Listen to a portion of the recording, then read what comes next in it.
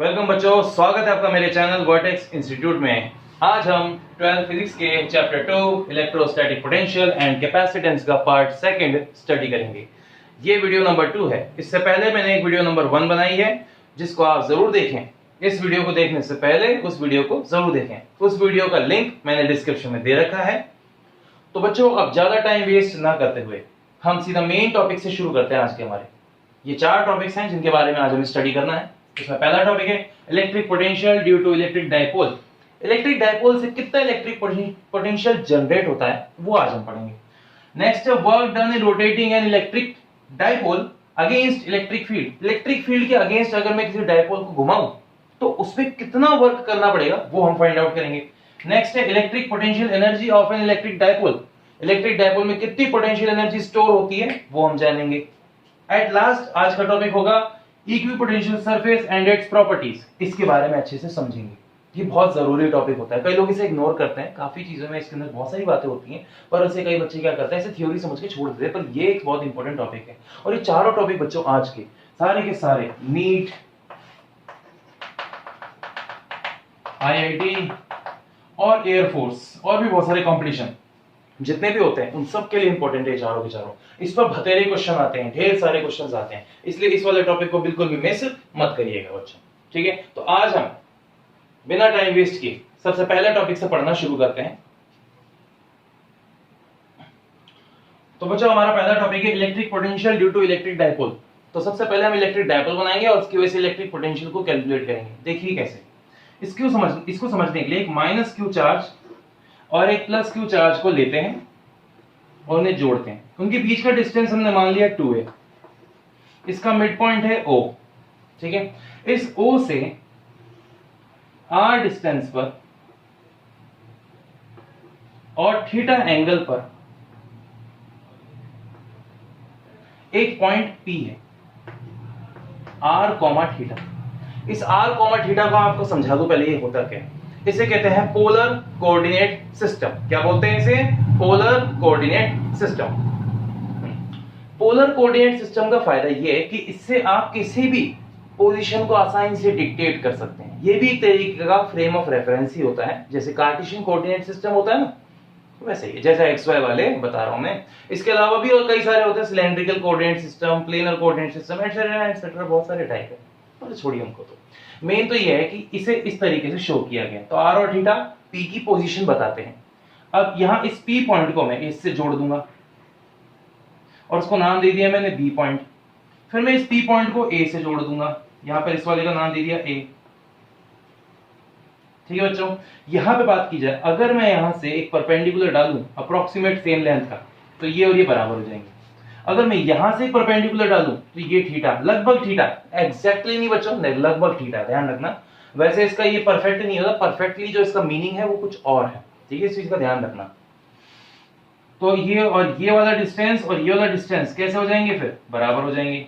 ठीक है कि नहीं? ये चीज ऐसे करके, तो इसको थोड़ा सा नीचे बना देता हूं ताकि आप समझ सकें। ऐसे करके मैंने ना यहां से P से लेके B पॉइंट तक की जो डिस्टेंस है उसको मैंने मान लिया है R1, और यहां पर A से लेके P तक की डिस्टेंस है उसे मान लिया है R2। ये तो हुआ बेटा डायग्राम। इसके अंदर यहां पर A और ये भी A। तो बेटा ये जो डिस्टेंस आपको दिखाई दे रही है ना, ये मैं अलग से यहां पे बना रहा हूं। इसको थोड़ा सा हाईलाइट कर देता हूं कि आप लोग इसे समझ सकें। ये जो मैंने डिस्टेंस यहां पे हाईलाइट की है अलग से, इसको हम कहते हैं A cos थीटा। क्या बोलते हैं इसे? A cos theta. ऐसा क्यों? What is the reason? Because of the triangle properties. ना अब यहां पर गौर करने वाली बात यह है कि R1 जो होता है वो होता है R minus A cos theta, और R2 जो होता है वो होता है R plus A cos theta. क्यों, कैसे, वो अभी हम आगे जानेंगे। पूरा डेरिवेशन अच्छे से समझाऊंगा इसके बारे में। ठीक है, ये चीज। तो अभी आप क्या करिए, पहले डायग्राम और इस बात को नोट कर लीजिए। फटाफट से नोट को अभी शुरू करिए, नोट्स बनाना शुरू करिए।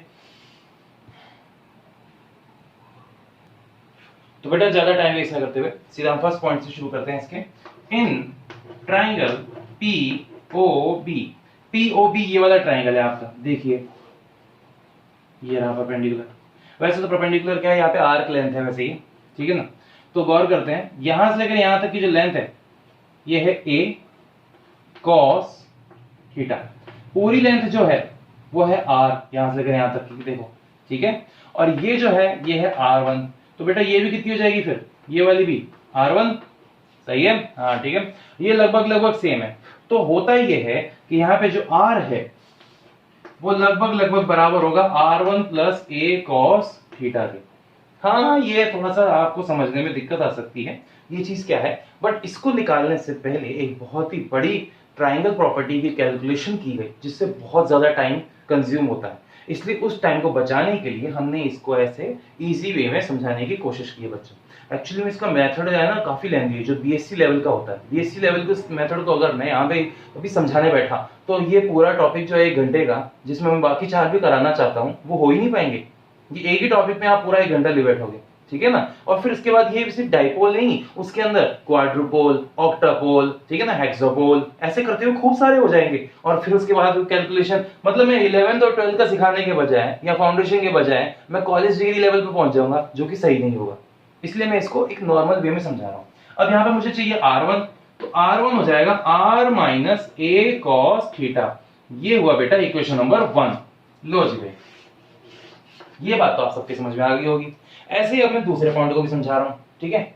ये आप उतार लीजिए, बहुत जरूरी है, ये सब बातें आपको नोट करवाना जरूरी है, वरना क्या होगा कि एग्जाम में आपके नंबर नहीं मिलेंगे फिर आपको।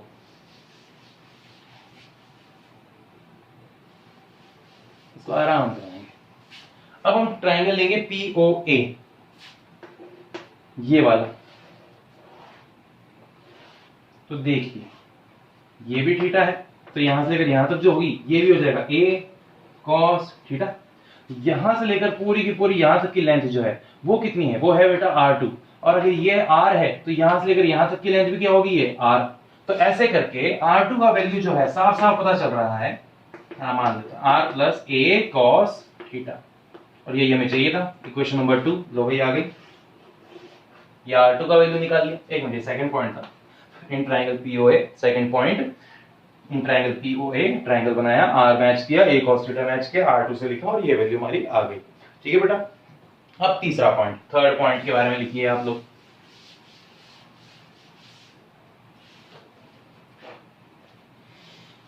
थर्ड पॉइंट है electric potential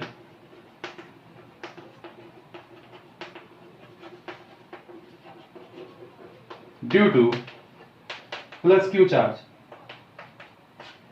plus Q charge की वजह से इलेक्ट्रिक पोटेंशियल V1 होगा और इसका फॉर्मूला होगा KQ अपॉन में R1। ये हो गई इक्वेशन नंबर 3 ना। चौथा पॉइंट, इलेक्ट्रिक पोटेंशियल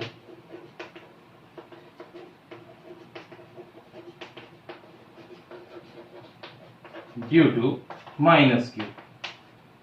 माइनस के क्यू की वजह से होगा V2 और इसका फॉर्मूला होगा माइनस का KQ अपॉन में R2, ठीक है बच्चों। ये रहा इक्वेशन नंबर 4। यहां तक तो हमारा लिखने का हो गया। अब यहां से हम डेरिवेशन के बाकी के हिस्से को पूरा करते हैं। अब कंटिन्यू आप लोग उतारते चलिए, ये डेरिवेशन बहुत इंपॉर्टेंट है बेटा, ठीक है, एग्जाम में कई बार पूछे गए, इसलिए इसी को अच्छे से समझ लीजिएगा, ठीक है ना। अब यहां पे फिफ्थ पॉइंट है for net potential. Net potential क्या होगा, V, और वो होगा V1 प्लस V2, ठीक है बच्चों। From third and fourth equation, यहां पर V आएगा KQ अपॉन में R1 माइनस KQ अपॉन में R2। कुछ कॉमन आ रहा है, yes, KQ is common, KQ तो निकाल लिया कॉमन, और आएगा 1 upon R1 minus 1 upon R2, ठीक है। अब V का वैल्यू है यहां पर KQ, यहां पे R2 माइनस R1 अपॉन में आएगा R1 R2। लो जी बेटा, यहां तक की बात आ चुकी है, यहां तक आप लोग उतार लीजिए। अब हम इसमें इक्वेशन नंबर 1 और फिर इक्वेशन नंबर 2 का यूज करेंगे। देखिए आप लोग, फ्रॉम इक्वेशन 1 एंड इक्वेशन 2, मतलब R1 R2 के वैल्यू रखे जाएंगे। KQ R2 की जगह आएगा R plus a cos theta minus R minus a cos theta, और नीचे आएगा तुरंत यहां पर R minus a cos theta, और यहां पे R plus a cos theta, ठीक है। इसको यहां तक तो हमने है ना सॉल्व कर लिया।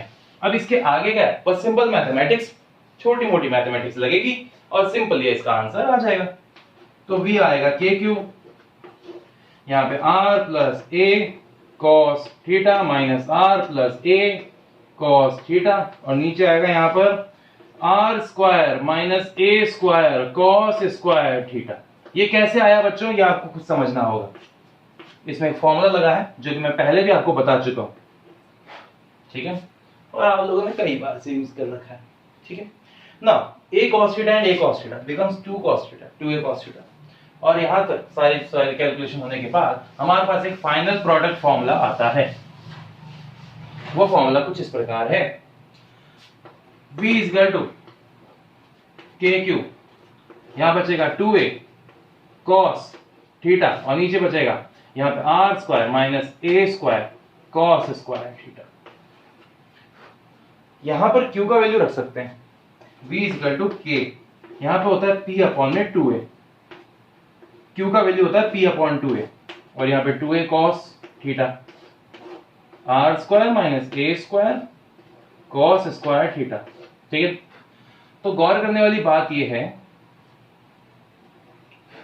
यहां 2a से 2a कैंसिल, और v का एक फॉर्मूला हमें मिल चुका है, kp cos थीटा अपॉन में आएगा r square minus a square cos square theta. बच्चों ये आपका पहला फॉर्मूला तैयार हो गया। इसकी मदद से आप किसी भी पॉइंट पर एक इलेक्ट्रिक डायपोल जैसे किसी भी पॉइंट पे इलेक्ट्रिक फील्ड को, सॉरी इलेक्ट्रिक पोटेंशियल को फाइंड आउट कर सकते हैं। इलेक्ट्रिक फील्ड, इलेक्ट्रिक पोटेंशियल एक जैसी चीज लगती है बिल्कुल तुम्हारे सामने, ठीक है। पर बच्चे है ना, इसके अंदर भी अभी मॉडिफिकेशन करना बाकी है, इसे और आसान करेंगे। बात यह थी कि ये बच्चे क्या करते हैं, इस फॉर्मूले को कई लोग इग्नोर करते हैं। ये पता है कब होता है, जब आर और ए लगभग एक दूसरे की रेंज के हो, एक दूसरे के पास पास हो। पर अगर ए काफी छोटा है, मतलब if r is very much greater than a, मतलब a काफी छोटा हो जाए तो उसे नेग्लेक्ट कर देंगे और v का फॉर्मूला हो जाएगा हमारे पास। नहीं, यहाँ पे neglecting a square cos square square theta, a square cos square theta को नेग्लेक्ट करो, नेग्लेक्ट करते ही v का वैल्यू आ जाएगा k p cos theta upon में r स्क्वायर। लो जी बच्चों, एक फॉर्मूला आ चुका है हमारे पास, और ये कब लगाना है, जब r का वैल्यू काफी बड़ा हो। अब इसे वेक्टर फॉर्म में भी हम लिख सकते हैं, देखिए कैसे।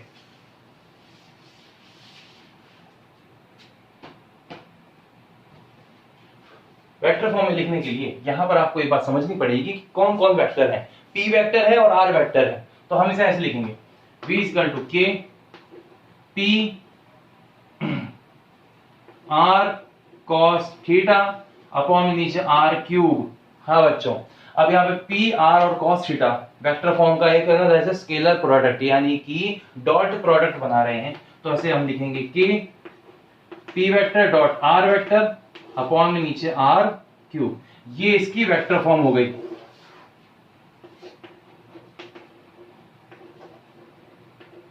ये बात ठीक है ना। अब first point, at axis theta का वैल्यू 0 डिग्री होगा एट एक्सिस, तो ऐसे कहेंगे v axis equal to k p cos 0 degree upon में r स्क्वायर। तो cos 0 का वैल्यू 1 हो जाएगा और v एक्सिस का वैल्यू हमें मिलेगा, और v एक्सिस का वैल्यू कुछ यूं होगा, देखिए आप लोग, ये सब कंटिन्यू उतारना है आप लोगों को, कंटिन्यू ही v एक्सिस वो आएगा kp अपॉन में r स्क्वायर। लो भाई, ये तो पहला फॉर्मूला हो इजी, पहली कंडीशन प्रूफ हो गई कि हाँ वो सेम होता है। दूसरी, एट इक्वेटर या इक्वेटोरियल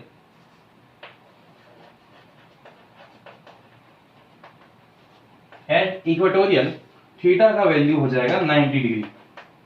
अगर थीटा का वैल्यू 90 है तो cos 90 का वैल्यू 0 है, तो इसका मतलब v इक्वेटोरियल पर k p cos 90 हो जाएगा और अपॉन में r स्क्वायर, और cos 90 का वैल्यू 0 है तो पूरा का पूरा ही टर्म जो है v इक्वेटोरियल पर 0। इसका मतलब इक्वेटोरियल पर, ठीक है, इक्वेटोरियल पर और ना डायपोल के मिड पॉइंट पर, ठीक है कि नहीं, यहाँ पर जो पोटेंशियल होता है वो 0 होता है और एक्सिस पर पोटेंशियल का वैल्यू 0 नहीं होता है। यही इसका कहने का मतलब है।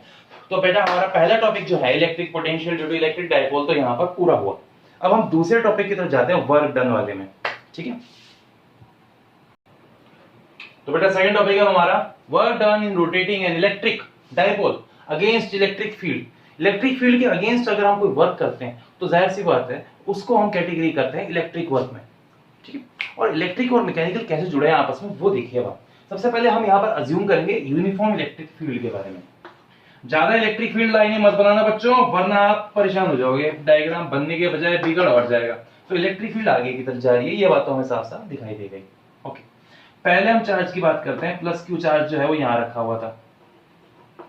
ठीक है, यहाँ पर और यहाँ पर। ओके, ये रहा, इनके बीच का एंगल था θ1। कितना था?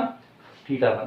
फिर उसके बाद क्या हुआ, ये फोर्स लगाएगा आगे की तरफ, ये फोर्स लगाएगा पीछे की तरफ। इसका मतलब ये यूं ही जाना चाहते हैं, इलेक्ट्रिक फील्ड के साथ घूमना चाहते हैं। और मैंने जोर लगाकर क्या किया, फोर्स को यूं लगाया, ऐसे फोर्स ऐसे लगाकर इसे घुमाने की कोशिश की। मतलब इसे यूं रखा था, फिर मैंने इसे यूं घुमाने की कोशिश की, तो थोड़ी देर बाद ये यूं दिखाई देगा आपको।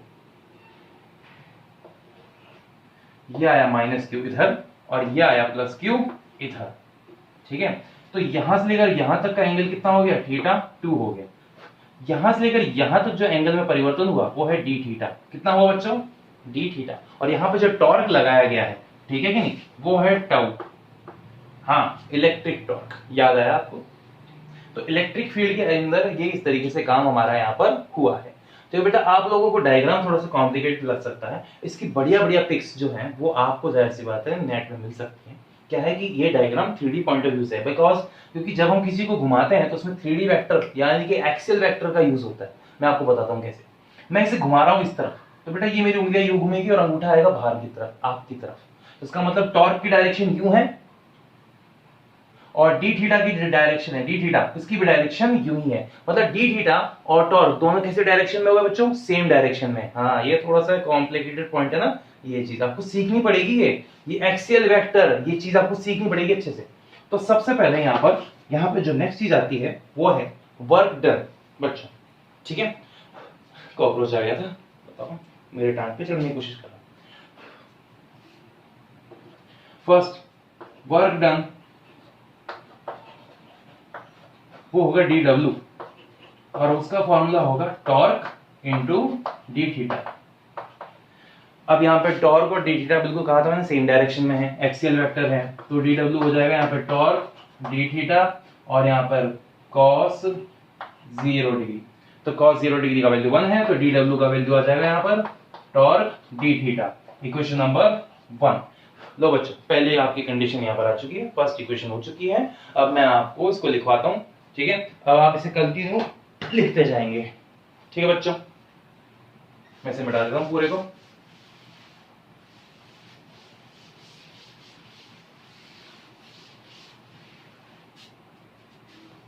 दूसरा पॉइंट है torque on electric dipole. Electric dipole जो टॉर्क होता है वो होता है tau is equal to P E sine theta. ठीक है, ये चीज, ये हो गई equation number second. Now from equation 1 and second dw का फॉर्मूला हो जाएगा P E sine theta d theta. ठीक है, नाउ ऑन इंटीग्रेशन, अब इंटीग्रेशन करेंगे कहां से, ठीक है, θ1 से θ2 तक, हमारे पास यही था ना, तो मैं इसे यहां लिख रहा हूं। पहले यहां लिख लेते हैं dw is equal to integration θ1 से θ2 तक, यहां पर p, यहां पर e, यहां पर sign theta d theta. Okay, p और e को बाहर ले लिया जाए तो dw का तो बन जाएगा w। हाँ, लिमिट दोनों तरफ लगानी चाहिए, तो ये बेटा 0 से लेके w ही होगा, पर मैंने क्या किया इसे डायरेक्टली बता दिया आप लोगों को। ठीक है, 0 से लेके कैपिटल W, वो तो बात हुई है, छोड़ो ना। अच्छा, यहाँ पर P और यहाँ पर E। ठीक है, इंटीग्रेशन आएगा θ1 से θ2 साइन थीटा डी थीटा। देखो क्या फिजिक्स को है ना ज्यादा टफ मत बनाओ बच्चों, सही नहीं, फिजिक्स को नॉर्मली लेके चलो। ठीक है, वो कहते हैं ना कीप इट सिंपल, वो बताए बहुत अच्छी चीज होती है। देखो मैं कहता हूँ कीप इट सिंपल, हर चीज को सिंपल से ही सॉल्व करना चाहिए, कॉम्प्लिकेट नहीं बनाना चाहिए। अगर वो कॉम्प्लिकेट है तो उसे सिंपल बनाने की कोशिश करनी चाहिए, ये बात ध्यान रखना बच्चों। ओके, और अभी तक चैनल जिससे सब्सक्राइब नहीं किया है कृपया करके चैनल सब्सक्राइब कर लीजिएगा, ठीक है, बहुत जरूरी है वो। ओके, और लाइक भी कर दीजिएगा। हाँ, तो मैं कहता हूँ कीप इट सिंपल, और चार्ली के पापा भी यही कहते हैं, ठीक है ना। जिस जिसको समझ में आएगा उन सबके लिए थम्स अप, क्योंकि वो समझदार है। तो बच्चों अब यहाँ पे वर्क का फॉर्मूला हमारे सामने आता है, P E integration sine theta d theta. Sine का इंटीग्रेशन क्या होता है, पीई माइनस कॉस थीटा, और इसका वैल्यू थीटा 1 से थीटा 2 तक। देखो मैंने लिखने के तरीकों को ध्यान से देखना बच्चों। थीटा 1 और थीटा 2 मैंने कैसे लिखा है, कई बच्चे क्या करते हैं, ये ले भाई थीटा 2 ऊपर लगा देते पावर की जगह, पावर नहीं आती बेटा, ये लिमिट है, और इसको ऐसे लिखा जाता है। सबसे पहले तो ये सीख लो, ठीक है। अब माइनस को ले लेंगे बाहर हम, बिकॉज क्योंकि माइनस अंदर किसी काम का नहीं ज्यादा। कम इंटीग्रेशन जानने वालों, फिजिक्स बड़े अलग तरीके से काम करती है। माइनस को बाहर ले लो, W is equal to minus का PE, ठीक है। और यहां पर क्या बचा, cos थीटा, वैल्यू आएगी यहाँ पे थीटा 1 से थीटा 2। ओके, लिमिट पुट करो, W यहाँ पर माइनस का PE, यहाँ पे cos theta 2 minus cos theta 1। अब अंदर माइनस को मल्टीप्लाई करो, वर्क हो जाएगा यहाँ पर PE,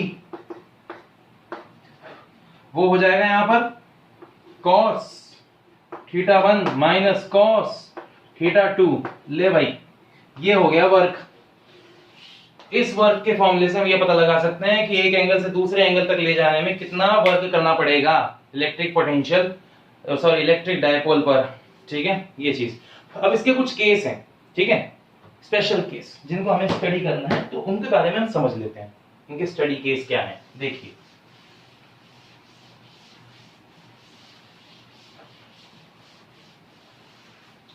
कई बच्चों ने मुझसे पूछा कि सर आप ये चॉक बोर्ड का इस्तेमाल क्यों करते हैं, तो मैं उनका जवाब ये देना चाहता हूँ कि बेटा क्या होता है कि इस समय लॉकडाउन चल रहा है, ठीक है, मैं मेरे स्टूडियो में काम नहीं कर सकता ना, ओके, क्योंकि वो अलग जगह। दूसरा कि घर पे मैंने नॉर्मल सेटअप बनाया था कि बच्चों की पढ़ाई डिस्टर्ब ना हो, पहली बात तो ये।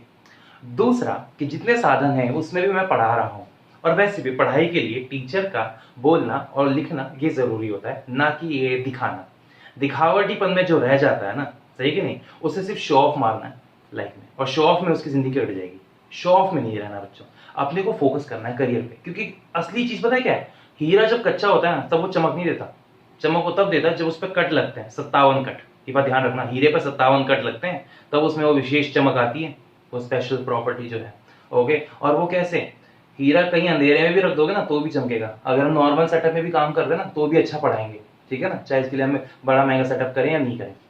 तो होता ही है कि व्हाइट बोर्ड के ऊपर हैवी फ्लैश लाइट की वजह से काफी ब्लर पॉइंट्स आते हैं, जैसे अभी आप देख सकते हैं यहाँ पे मेरे पीछे भी काफी परछाई है इस ग्रीन बोर्ड में भी। व्हाइट में तो बिल्कुल ही चमक जाता, नीला का नीला रंग दिख जाता, तो वो ब्लरिंग इफेक्ट आ जाता। और ऐसे ब्लर इफेक्ट की वजह से जो चीजें हैं वो मार्कर से बिल्कुल छोटे दिखते नहीं है ढंग से। हैवी क्वालिटी ऑफ कैमरे के इस्तेमाल भी करने पर भी जैसे वो अच्छी चीज नहीं दिखाई जाती, उसके लिए जैसे 60 फ्रेम पर सेकंड और हैवी क्वालिटी का जो कैमरा है उसको यूज करना पड़ता है, जिसके अंदर 180 पिक्सल प्लस हाई होता है, ठीक है कि नहीं, जैसे होता है अल्ट्रा HD। चलो छोड़ो, पर ये है कि आप नॉर्मल स्टडी कर रहे हो तो उसमें इतना सब चीज़ों की जरूरत क्या है, ठीक है, इसलिए इन चीज़ों पे ध्यान देने की इतनी जरूरत नहीं है। हम तो सीधा टॉपिक पे आते हैं। तो यहाँ पे स्पेशल केस आते हैं। स्पेशल केस नंबर 1, थीटा 1 को 0 डिग्री पे रखा जाएगा और थीटा 2 को खुद थीटा पे रख दिया जाएगा। मतलब यहाँ पर इसे, है ना, यहाँ पर हम इसे क्या करेंगे, बैलेंस कंडीशन से अनबैलेंस कंडीशन में लेकर जाएंगे। और इतना कुछ लिखने की जरूरत नहीं है, सीधा सीधा लिखूंगे W थीटा, ये ओके, वो हो जाएगा PE cos 0 minus cos theta, और इसका फॉर्मूला बन जाएगा W theta is equal to PE 1 minus cos theta. बच्चों इसको नोट कर लो, ये अभी आगे काम आएगा नेक्स्ट डेरिवेशन में। अगला जो डेरिवेशन पढ़ने वाले ना उसके अंदर ये इंपॉर्टेंट है, ठीक है, इसको ध्यान रखना, बहुत बार इस्तेमाल होता है ये वाला।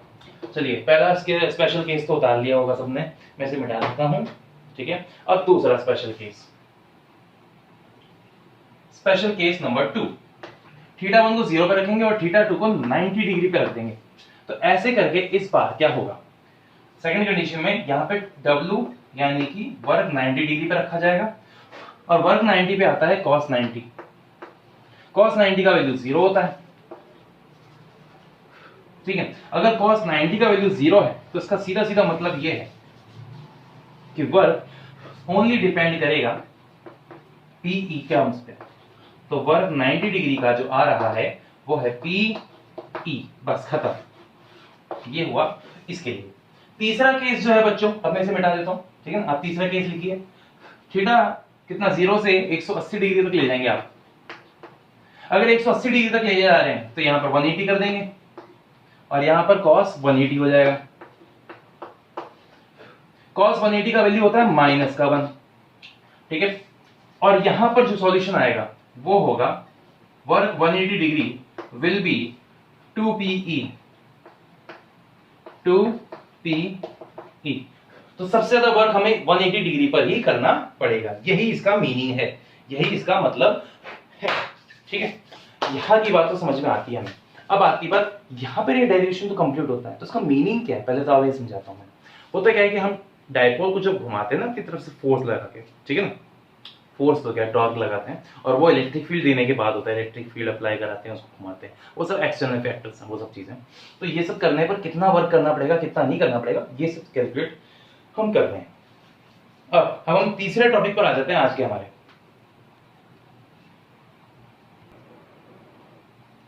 तो बच्चों फिर आज का हमारा तीसरा टॉपिक है electric potential energy of an electric dipole. Electric dipole की कितनी एनर्जी होती है वो हमें पता लगानी। तो उसको समझने के लिए चलो सबसे पहले हम बात करते हैं इलेक्ट्रिक डाइपोल बना कैसे। शुरुआत में एक पॉजिटिव चार्ज था और एक नेगेटिव चार्ज था, दोनों के दोनों एक ही जगह पर एग्जिस्ट करते थे, ठीक है कि नहीं। ये चीज एक प्लस क्यू एक माइनस क्यू, एग्जिस्टेंस तो उनका पॉइंट सेम भी था, तो उसका मतलब उनके बीच का डिस्प्लेसमेंट कितना था, 0 था। हाँ सही है, उनके बीच का कोई फर्क ही नहीं था, वो एक ही जगह पे एग्जिस्ट करते हैं। अब क्या हुआ, कुछ एक्सटर्नल फोर्स का इस्तेमाल करके प्लस के चार्ज को माइनस के चार्ज से सेपरेट किया गया, ठीक है। देखिए क्या हुआ, यहां पर आ गया माइनस क्यू और ये आ गया प्लस क्यू। माइनस क्यू और प्लस क्यू को एक दूसरे से सेपरेट किया गया है, कहां तक, 2a डिस्टेंस तक। कितने डिस्टेंस तक बच्चों, 2a। इसमें जो फोर्स लगाया गया है वो ये है F, सही कि नहीं। और F होता कितना है, QE।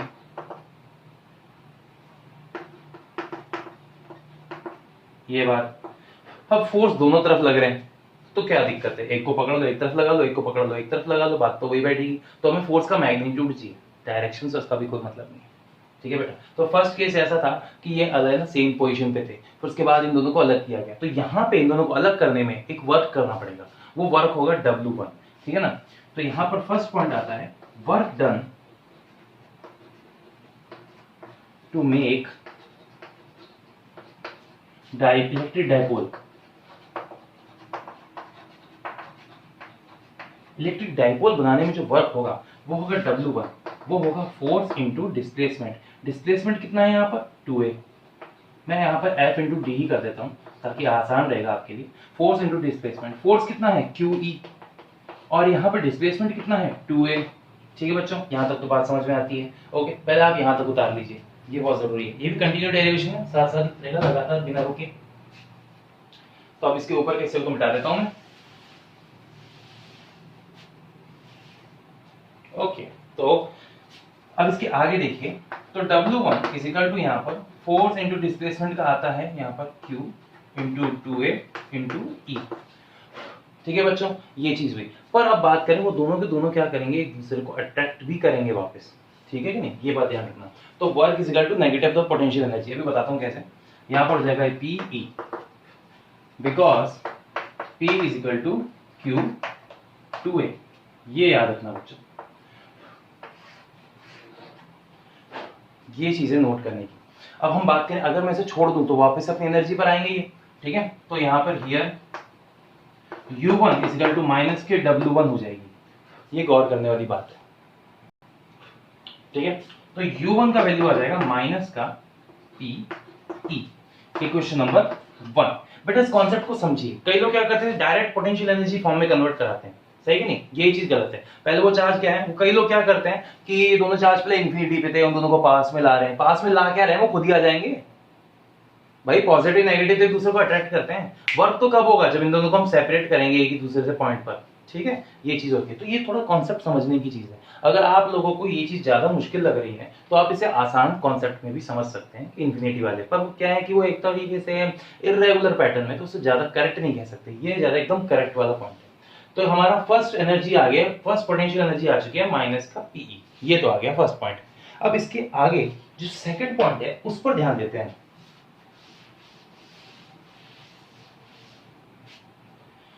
तो जो वर्क होता है वो पोटेंशियल एनर्जी में कन्वर्ट होता है, ये तो हमें पता है। Second point, work oh sorry potential energy in rotating,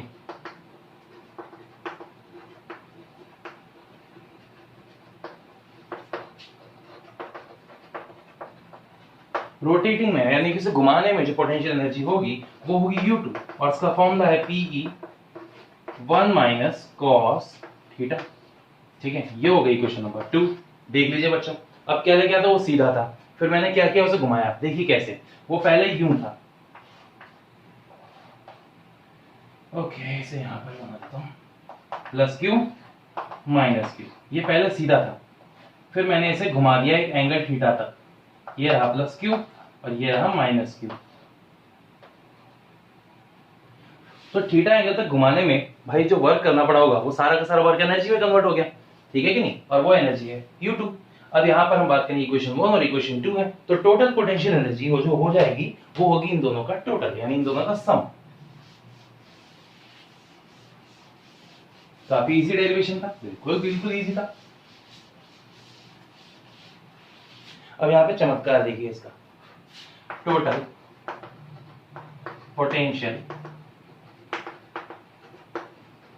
energy, total potential energy U है इसकी, U is equal to U1 plus U2, और यहां पे फ्रॉम इक्वेशन 1 एंड इक्वेशन 2, तो U का वैल्यू आएगा माइनस का PE plus PE 1 minus cos theta, PE को अंदर मल्टीप्लाई कर दो, माइनस का PE प्लस PE माइनस का PE कॉस थीटा, प्लस के PE से माइनस का PE कैंसिल हो जाएगा, ये दोनों एनर्जीज एक दूसरे को कैंसिल करती हैं, और जो लास्ट एंड फाइनल U का वैल्यू बचता है वो U इज इक्वल टू आता है माइनस का PE कॉस थीटा।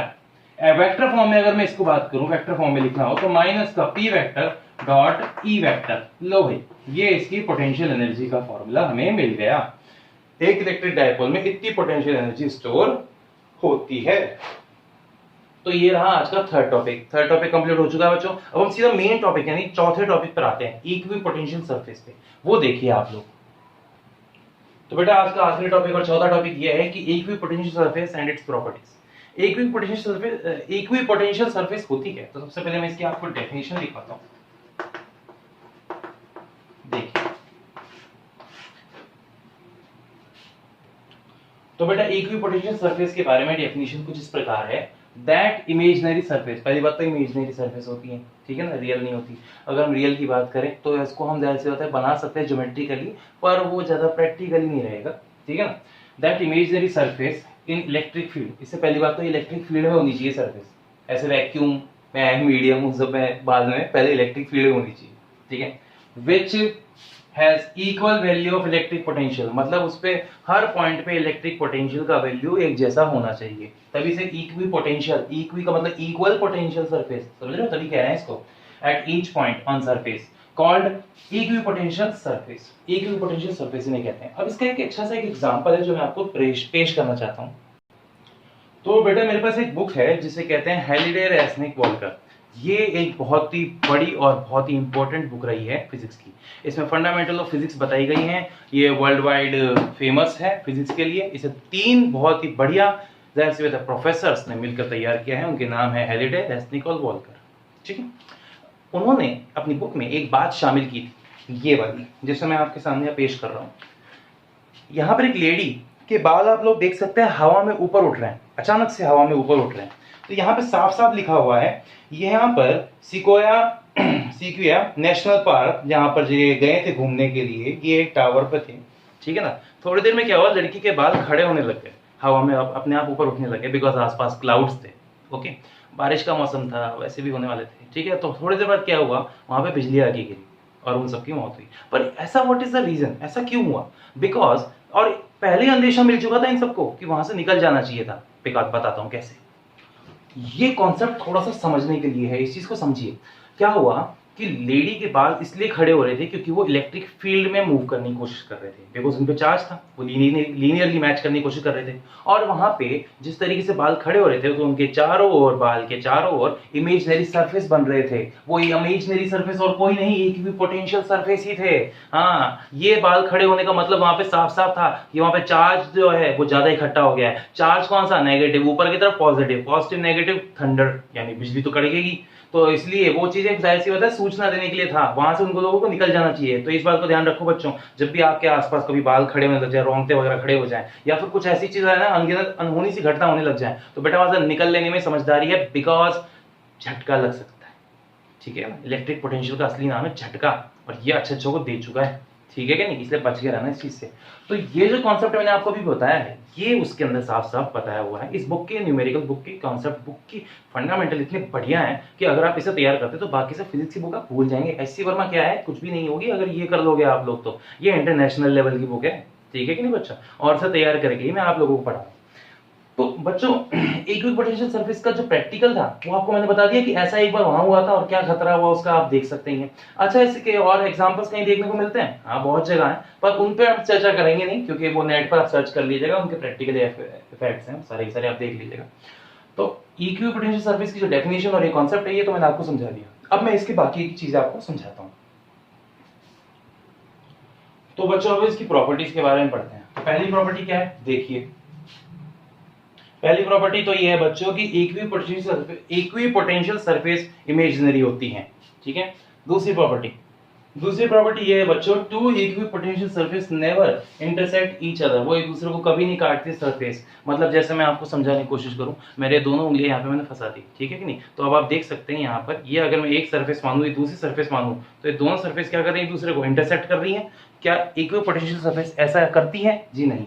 अगर मान लीजिए कभी आपने इंटरसेक्ट करने की कोशिश की है, मान लीजिए कभी आपने इन दोनों को इंटरसेक्ट करने की कोशिश करी, ठीक है, तो इंटरसेक्शन होने की वजह से इलेक्ट्रिक फील्ड लाइंस भी क्या करेंगी? एक दूसरे को इंटरसेक्ट करेंगी, और जो कि कभी भी पॉसिबल नहीं है। ये भी पॉसिबल नहीं है, इस बात को ध्यान रखना बच्चों। तो इसलिए कभी भी दो ये पॉसिबल नहीं हो सकती। ठीक है बच्चों ना। तीसरा पॉइंट ये कहता है बच्चों, जो पोटेंशियल डिफरेंस है, मतलब potential difference between two points on equipotential surface, equipotential surface पे दो पॉइंट्स का पोटेंशियल डिफरेंस ऑलवेज जीरो, हमेशा जीरो होता है। ठीक है, ये बात ध्यान रखना। कैसे? मान लीजिए कोई सरफेस है, ठीक है, ये पॉइंट ए है, ठीक है ना, जिसका पोटेंशियल बी है, दूसरा कोई पॉइंट है बी, उसका पोटेंशियल भी सेम ही होंगे। तो बच्चा del v is equal to v minus v is equal to zero, इसलिए डेल v का वैल्यू जीरो आता है। चौथा पॉइंट बेटा, work done by point charge on equipotential surface is zero. अब वर्क भी क्या हो जाएगा? जीरो हो जाएगा, because work is equal to charge into potential difference. अब पोटेंशियल डिफरेंस ही जीरो है, तो वर्क क्या हो जाएगा? वो भी जीरो हो जाएगा।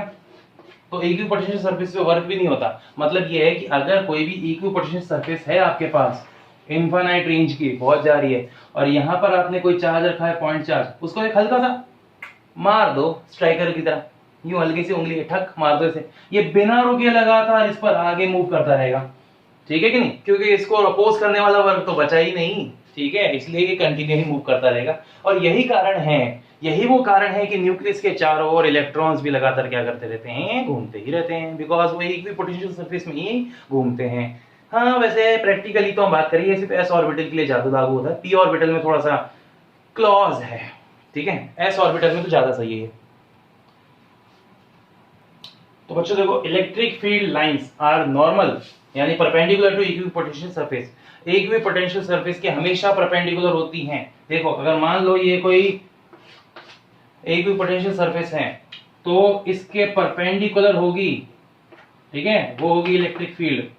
ठीक है, ये ध्यान रखना, वी वी वी वी, ये इक्विपोटेंशियल सरफेस हुई, और ये इसके नॉर्मल, इसका परपेंडिकुलर इलेक्ट्रिक फील्ड होती है। तो एक दूसरे के हमेशा क्या होते हैं? परपेंडिकुलर होते हैं।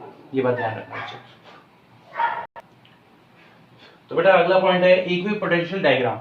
मतलब इक्विपोटेंशियल एक सरफेस है, तो जाहिर सी बात है उसका कोई ना कोई शेप तो हो गई। अलग अलग जाहिर सी बात है, कितनी सारा सरफेस है, स्फेरिकल सरफेस है, उसका स्फेरिकल शेप, सिलेंडर की अलग शेप, ठीक है ना, पिरामिड की अलग शेप, सॉलिड की, क्यूबॉइडल, क्यूब वगैरह, इन सबकी अलग अलग शेप्स होती हैं। तो पॉइंट चार्ज की वजह से क्या मतलब क्या इलेक्ट्रिकल पोटेंशियल सरफेस बनेगी, इलेक्ट्रिकल इक्विपोटेंशियल सरफेस क्या बनेगी वो देखते हैं। इलेक्ट्रिकल, ये क्या बोल दिया मैं, हाँ फ्लो में निकल जाता है। तो बेटा ये Q है पॉइंट चार्ज, और पॉइंट चार्ज की रेडियल जो वैल्यू होती है वो हर जगह सेम होती है। तो इसका मतलब ये हुआ बेटा सर्कल्स नहीं है पहली बात, तो ये स्फीयर है, SPHERE, स्फीयर, स्फीयर बोलते हैं। वो ब्रिटिश और इंग्लिश एसेंट के ऊपर है, British accent, American accent, Indian accent, हमारे अलग अलग है। तो यहाँ पर पोटेंशियल होगा V1, यहाँ का पोटेंशियल होगा V2, और यहाँ का पोटेंशियल होगा V3। भाई देख रहे हो यहाँ पर, ठीक है, ये पॉइंट चार्ज से अलग अलग, ये रहा V1, ये रहा V2, ये रहा V3, अलग अलग पोटेंशियल है। पर यहाँ पे बात की जाए, एक सरफेस का पोटेंशियल सेम होगा, दूसरे सरफेस का पोटेंशियल भी उसके सेम होगा, तीसरे का पोटेंशियल उसके सेम होगा, और इन सबका आपस में अलग अलग होगा। और इसको हम क्या लिखेंगे, और इलेक्ट्रिक फील्ड कैसे यहाँ पर आउटवर्ड है, देख लो यहाँ पर E E E, perpendicular perpendicular perpendicular perpendicular perpendicular perpendicular perpendicular perpendicular perpendicular, ठीक है, ऐसे करके है। और इसका मतलब ये किस तरीके की सरफेस हुई, ठीक है। एक भी पोटेंशियल डायग्राम क्या हुआ पॉइंट चार्ज का, कॉन्सेंट्रिक स्फीयर्स। तो इनके वजह से बनने वाले, पॉइंट चार्ज की वजह से बनने वाले एक भी पोटेंशियल सरफेस होते हैं कॉन्सेंट्रिक स्फीयर। ये लो बच्चों, ये पहला हुआ। अब दूसरा देखिए बेटा, दूसरा है लाइन चार्ज। लाइन चार्ज, हाँ लैम्डा, ठीक है, यानी U 1 2 3 4 पता नहीं कितना। इसको कवर करने के लिए क्या बनाऊं, इसके चारों ओर जो इसको मैच करे, क्यों ना सिलेंडर बना दूं, मैच कर रहा है जी, हाँ बिल्कुल, देखो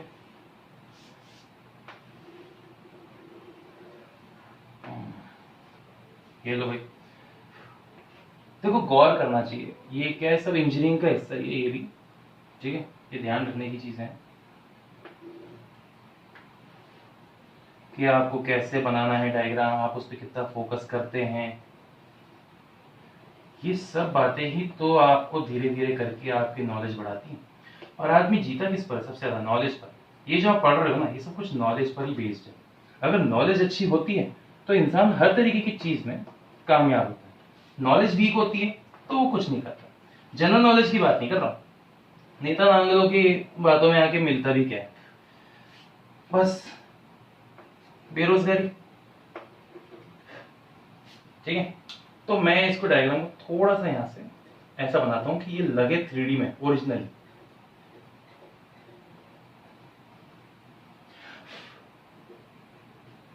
लो जी, थोड़ा सा ये 3D टाइप हो गया आगे। तो देख सकते हैं यहां से कि इलेक्ट्रिक फील्ड इसमें आउटवर्ड यहाँ सब जगह जा रही है, यहाँ से यहाँ परपेंडिकुलर, यहाँ से यहाँ परपेंडिकुलर, इलेक्ट्रिक फील्ड यहाँ से यहाँ भी परपेंडिकुलर। हाँ हमें लग रहा है ना ये अलग है, पर ये ऐसा ही होता है, ये परपेंडिकुलर, ऐसे यहाँ से भी जाएगी, ये भी परपेंडिकुलर। ये सब इलेक्ट्रिक फील्ड ही है जिससे बाहर निकलने की कोशिश कर रही है, और इसके अंदर से भी, बाहर से भी, हर जगह से। तो इसका मतलब इसकी वजह से ये, हाँ ऐसा लग रहा है ना जैसे दो टंकी लगा दी है, एक टंकी में दूसरी टंकी, हाँ बिल्कुल ऐसा ही लगता है, मैं मानता हूँ। तो ये है बेटा कोएक्सियल सिलेंडर्स, कोएक्सियल सिलेंडर्स, ये ध्यान रखना, कोएक्सियल सिलेंडर। एक की रेडियस होगी यहाँ पर R1, और जो दूसरा वाला होगा उसकी होगी R2। इससे कोई फर्क नहीं पड़ता, बात तो वही है। पोटेंशियल भी इसका यहाँ पर पहले वाले का V1 होगा, दूसरे वाले का V2 होगा, चलो उससे कोई फर्क नहीं पड़ता। ये हो गया लाइन चार्ज की वजह से, ओके। और ऐसे करके बेटा बहुत सारे, ढेर सारे चार्जेस हैं, उन सबके आप देखिए, सर्च करिए, ओके, क्योंकि काफ़ी कॉम्प्लिकेटेड डायग्राम्स हो जाते हैं, फिर वो उन्हें बनाने बैठूंगा तो ज़्यादा परेशान हो जाएंगे आप लोग भी। तो इसके बाद एक इंपॉर्टेंट डेरिवेशन है बच्चों, वो बताता हूँ मैं आपको। तो बच्चों नेक्स्ट और आज का फाइनल डेरिवेशन है electric field with the help of electric potential. मतलब हमने पहले ये सीखा था कि इलेक्ट्रिक फील्ड की मदद से कैसे इलेक्ट्रिक पोटेंशियल बनाया जाए। आज हम उसका उल्टा करेंगे। आज हम इलेक्ट्रिक पोटेंशियल की मदद से इलेक्ट्रिक फील्ड बनाएंगे। इस वाले टॉपिक को एक बहुत ही फेमस नाम से भी जाना जाता है, relation between E and V. E और वी में रिलेशन, इलेक्ट्रिक फील्ड और पोटेंशियल में रिलेशन क्या होता है वो पता लगाते हैं। तो चलो समझते हैं इस चीज को। सबसे पहले तो हम यहाँ पर एक कोऑर्डिनेट सिस्टम के बारे में अज्यूम करेंगे। ठीक है, ये जो कॉन्सेप्ट है ना बेटा, ये थोड़ा सा हाई लेवल का भी चला जाता है। ठीक है, वैसे आपके कोर्स में है ये चीज, पर थोड़ा सा हाई लेवल का भी इसमें मिक्स है। वो ये है, दो तरीके की फील्ड होती हैं, स्केलर फील्ड, वेक्टर फील्ड। वैसे इसके आगे भी है क्वांटम फील्ड, ठीक है ना, और भी बहुत सारी चीजें हैं, पर अभी तो इतनी बात करें scalar field, vector field. Scalar field में पहला वाला जो एरिया है उसका पोटेंशियल है V1, ठीक है, और उस वाले सरफेस को नाम दे दिया S1। दूसरा जो सरफेस है उसका नाम है S2 और उसका पोटेंशियल है V2। यहां से कॉमन जा रहा है पॉइंट, ठीक है, और एक यहां से वर्टिकल पॉइंट भी जा रहा है थीटा एंगल पर, ठीक है कि नहीं। ये रहा, इसे A पॉइंट कह दो, इसे B पॉइंट कह दो और इसे M पॉइंट कह दो।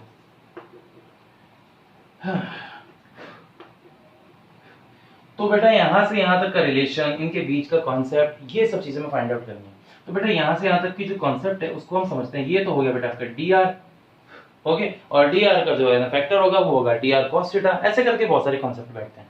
मेन चीज है अपनी पोटेंशियल वाला फैक्टर, ठीक है, वर्क डन वगैरह वगैरह। तो पहला पॉइंट आता है यहां पर रिलेशन बिटवीन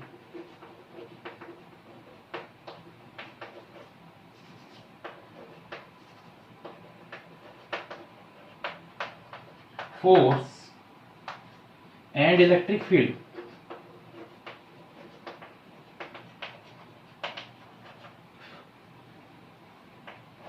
इलेक्ट्रिक फील्ड वो होता है F vector is equal to minus का Q naught E vector. Equation number 1। बेटा आप लोगों ने उतार लिया होगा, मैं इसे मिटा रहा हूं, ठीक है।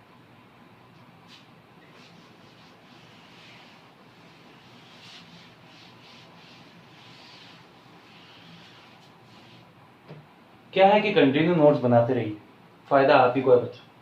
उसके बाद अब second point, okay, work done. Work होगा dw और वो होगा यहां पर F डॉट dr, ठीक है। Now from equation 1 dw is equal to minus का Q not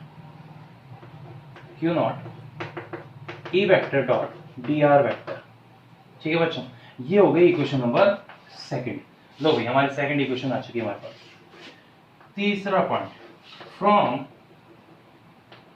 electric work. Electric work का फॉर्मूला होता है dw is equal to Q naught dv। ये हो गई इक्वेशन नंबर 3। अब थर्ड और सेकंड को ध्यान से देखिए, आपस में बिल्कुल मैच करती हैं ये दोनों की दोनों। तो अब इन दोनों की मदद से मैं लिख दूंगा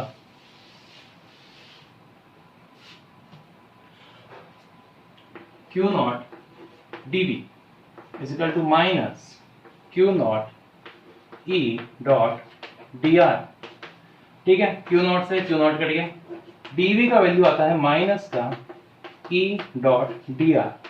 अगर यहां से मैं इसका इंटीग्रेशन करूंगा तो मुझे पोटेंशियल मिल जाएगा, और अब मैं यहां से इसका डिफरेंशिएशन करूंगा तो मुझे इसका ये इलेक्ट्रिक फील्ड मिलेगा। देखिए कैसे, dv is equal to minus का E dr cos theta.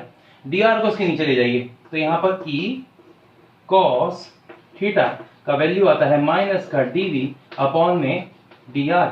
Okay, यहां पर ये जो कॉन्सेप्ट है ना, ये है सबसे इंटरेस्टिंग वाला पॉइंट, ठीक है कि नहीं।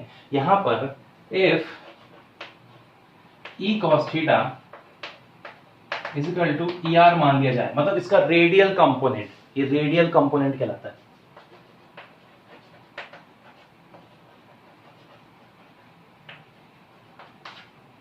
ठीक है, तो अगर ऐसा है तो ER का जो फॉर्मूला होएगा, है कि नहीं, वो हो जाएगा माइनस का dv अपॉन में dr।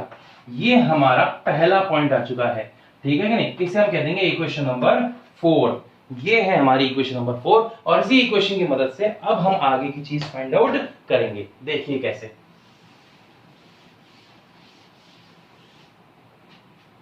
ठीक है, अलोंग एक्स एक्सिस, अगर रेडियल फैक्टर एक्स एक्सिस की तरफ इशारा करता है तो आर की जगह हो जाएगा एक्स, तो इसका मतलब E x is equal to minus del we upon में del x.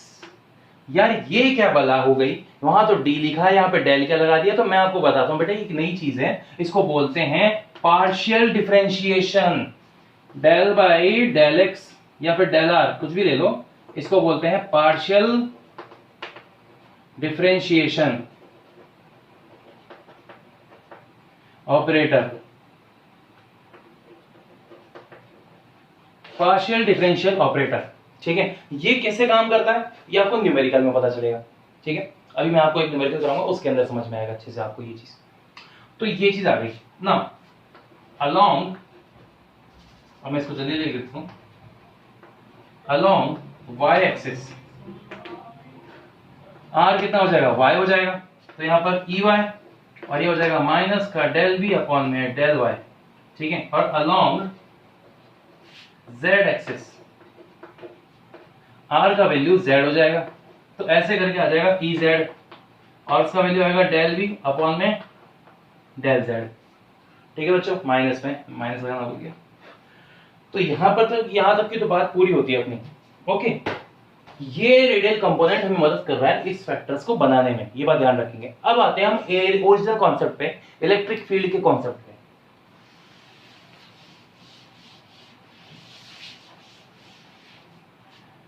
Okay, for electric field vector,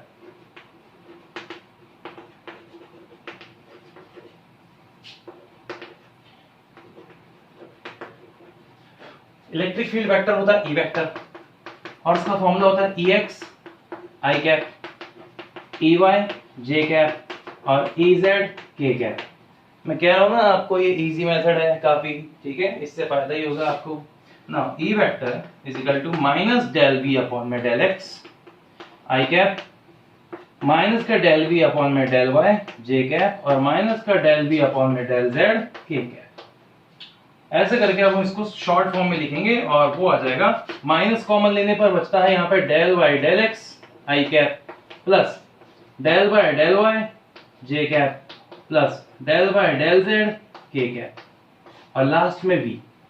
और इसको इजी करने के लिए, एकदम शॉर्ट बनाने के लिए यहां पर लिखा जाएगा इसे इस तरीके से, E बराबर माइनस का उल्टा डेल और ये v।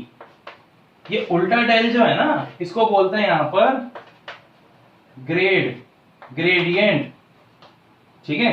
तो इसको ऐसे भी लिख सकते हैं, देखिए E vector is equal to minus का ग्रेड v, ठीक है, ये ध्यान रखना। अब इसका मतलब क्या होता है वो आपको समझाता हूं।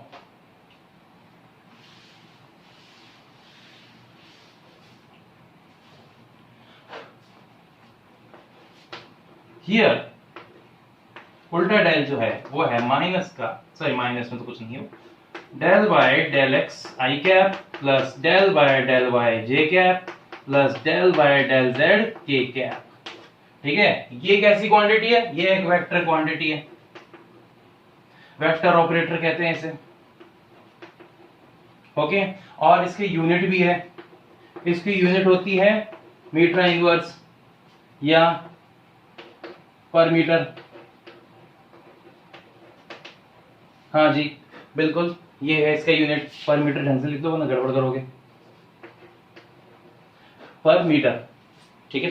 ये हाँ बिल्कुल बिल्कुल बिल्कुल बच्चों, ये चीज इसको हम माना है, ये चीज होती है और ये आगे आपको डिटेल में पता चलेगा। इसके ऊपर वेक्टर लगा सकते हैं, ऐसी बात नहीं है, ठीक है कि नहीं, पर क्या है कि कॉम्प्लिकेशन हो रहा है, इसलिए बढ़िया है कि ऐसे रखा जाए। तो बेटा यहाँ तक तो हमारा टॉपिक कंप्लीट होता है सारा का सारा, ठीक है कि नहीं, वो चीज यहाँ पे कंप्लीट है। उसके नीचे आप नोट करके लिख देंगे, ठीक है, ऐसे करके नोट, तब जाके डेरिवेशन कंप्लीट होता है। अब इसकी कुछ न्यूमेरिकल करते हैं, देखो इसके न्यूमेरिकल समझना जरूरी है बस। तो बेटा आपके सामने एक आखिरी क्वेश्चन है, if v is equal to x square plus y square plus z square is given, मतलब v का वैल्यू हमें दिया हुआ है, then find electric field at 1, 2, 1 1, 2, 1 पे इलेक्ट्रिक फील्ड भी फाइंड आउट करनी है। कैसे होगी चलो समझते हैं। पहले हम यहाँ पर ई का वैल्यू लिखेंगे।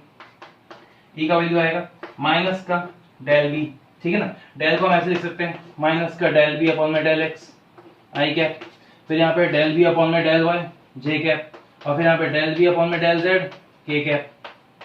बेटा जैसे डिफरेंशिएशन काम करता है ना वैसे ये भी काम करेगा। अगर आपको डिफरेंशिएशन नहीं आते हैं तो मैं आपको एक ऐसा लिंक दूंगा नीचे डिस्क्रिप्शन में जिसमें आप डिफरेंशिएशन भी सीख सकते हैं, ठीक है कि नहीं। इजी होगा, डिफरेंशिएशन आसानी से समझ में आ जाएगा आपको ना। यहाँ पर वैल्यू आप सबसे पहले इसको 3 पार्ट्स में सॉल्व करेंगे। पहला हम निकालेंगे del we upon del x, फिर निकालेंगे del we upon del y, फिर निकालेंगे del we upon del z, और फिर वैल्यू रखेंगे सीधा। डेल वी अपॉन में डेल एक्स का वैल्यू ऐसे रखा जाएगा x square plus y square plus z square, ठीक है। और जब इसको सॉल्व करते हैं ना बेटा तो एक्स स्क्वायर तो क्या कितना हो जाएगा 2x हो जाएगा। y x के साथ मैच नहीं कर रहा इसलिए ये कांस्टेंट की तरह काम करेगा और 0 हो जाएगा। यहाँ पे z मैच नहीं कर रहा इसलिए ये भी 0 हो जाएगा। तो कितना बचा 2x, x का वैल्यू कितना रखने के लिए कहा गया है 1 रखने के लिए कहा गया है। 2 into 1 कितना हो गया बच्चों, डेल v अपॉन में डेल x का वैल्यू आ गया हमारे पास 2 1 जा 2। ले बेटा del we upon del x का वैल्यू आ गया 2, और यूनिट क्या होगी इसकी, अरे यूनिट नहीं लगाते कई लोग, वोल्ट पर metre.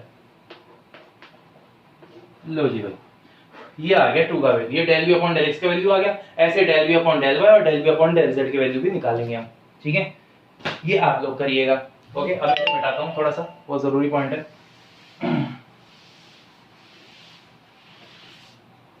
Okay. Del we upon del y का वैल्यू आएगा वो आएगा 2y, और यहाँ पे 2 into 2 ये आ जाएगा 4 वोल्ट पर मीटर, ठीक है। हाँ सही था। डेल वी अपॉन में डेल जेड इसका वैल्यू आएगा 2z, और इसका आएगा 2 into 1 यानी कि 2 वोल्ट पर मीटर। इलेक्ट्रिक फील्ड क्या थी माइनस में, del we upon del y del x का वैल्यू वो आ रहा था 2 वोल्ट पर मीटर, 2 आई कैप, फिर 4 जे कैप, और फिर 2 के कैप। ले बेटा इलेक्ट्रिक फील्ड का वैल्यू आ चुका, ये हुआ इलेक्ट्रिक फील्ड खत्म। बस ऐसे करके हमने इसे फाइंड आउट किया। अब हम चाहे तो इसका मैग्नीट्यूड भी निकाल सकते हैं और भी बहुत सारे जो भी काम करना चाहे वो काम भी कर सकते हैं। तो ठीक है, इसका मैग्नीट्यूड निकाल के पूरा करते हैं सवाल को, ठीक है, वरना आप लोग कहेंगे कि सर आधा अधूरा छोड़ दिया। तो देखिए सबसे पहले इसको ऐसे लिखेंगे ई वेक्टर को ढंग से, माइनस का 2 आई कैप, माइनस का 4 जे कैप, और माइनस का 2 के कैप, ठीक है। ई वेक्टर इसका टू अंडर रूट माइनस के 2 का स्क्वायर प्लस माइनस के 4 का स्क्वायर प्लस माइनस के 2 का स्क्वायर, ये चीज आती है यहाँ पर 4 प्लस 16 प्लस 4, 4 प्लस 16 प्लस 4 का जो आंसर आएगा वो आएगा 24। अरे लो ये तो बहुत जल्दी सॉल्व हो गया, ठीक है 24। मैं इसमें अपना एक फॉर्मूला लगाऊंगा, ठीक है, वो फॉर्मूला मैं साइड में लिखता हूँ। इसके लिए मैंने जो फर्स्ट वीडियो है चैप्टर 1 का पार्ट 1 इलेक्ट्रिक फील्ड और इलेक्ट्रिक चार्ज वाला जो फर्स्ट चैप्टर है उसके अंदर मैंने इसकी ट्रिक बताई हुई है, ठीक है ना। वो ट्रिक से मैं आपको फटाफट सॉल्व करके देता हूँ। 24 प्लस यहाँ पे 5 का स्क्वायर अपॉन में 2 into 5, और इसका सॉल्यूशन आएगा 24 प्लस 25 अपॉन में आएगा इसका सॉल्यूशन 10, ये हो गया 49 बाय 10, ठीक है। तो अंडर रूट 24 का वैल्यू जो आ रहा है वो आएगा 4.9 वोल्ट पर मीटर। तो ई का वैल्यू इसका मतलब क्या निकला 4.9 वोल्ट पर मीटर। अब आप ये सोच रहे होंगे मैंने कैसे किया, तो बेटा ये ट्रिक है, ये फॉर्मूला है, ये एक टेक्निक है जिसे मैंने मॉडिफाई किया है, ठीक है बच्चों। तो आज का टॉपिक और आज की क्लास यहीं पे समाप्त होती है। वीडियो अच्छा लगा हो तो शेयर लाइक और सब्सक्राइब करें, इसे जितना हो सके लोगों तक पहुंचाएं, ठीक है बच्चों। आज की हमारी क्लास यहीं समाप्त होती है। All the best for your career, all the best for your studies. Thank you बच्चों।